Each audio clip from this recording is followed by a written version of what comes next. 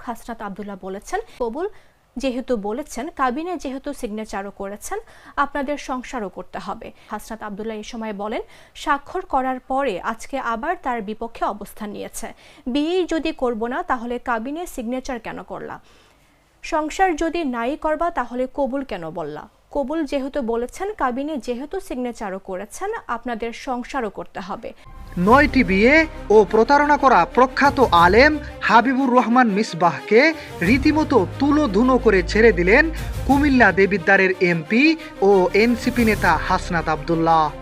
জানা যায়, মিসবাহের পঞ্চম স্ত্রী মোসাম্মদ হুমায়রা জান্নাত ঢাকার চিফ মেট্রোপলিটন ম্যাজিস্ট্রেট আদালতে যৌতুক নিরোধ আইনে তার বিরুদ্ধে একটি মামলা দায়ের করেছেন।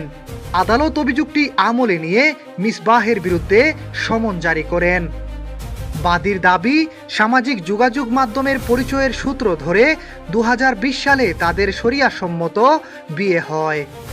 অভিযোগ অনুযায়ী বিয়ের সময় মিসবাহ তার আগের 4টি বিয়ের কথা গোপন করেছিলেন এবং বাদী পরবর্তীতে জানতে পারেন যে মিসবাহ সর্বমোট 9টি বিয়ে করেছেন। মামলা ও বিভিন্ন গণমাধ্যমের প্রতিবেদন অনুযায়ী তিনি কাবিন বা আইনগত রেজিস্ট্রেশন ছাড়াই এসব বিয়ে করতেন এবং স্বল্প সময়ের জন্য বৈবাহিক সম্পর্ক স্থাপন করতেন। তার বিরুদ্ধে আরও অভিযোগ রয়েছে যৌতুকের জন্য স্ত্রীদেরকে মারধর করার।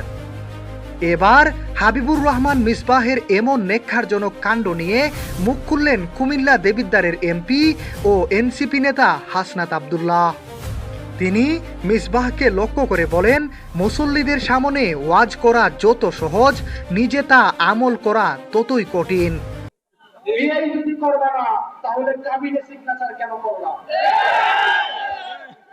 সংসার যদি নাই করবা তাহলে কবুল কেন বলবা?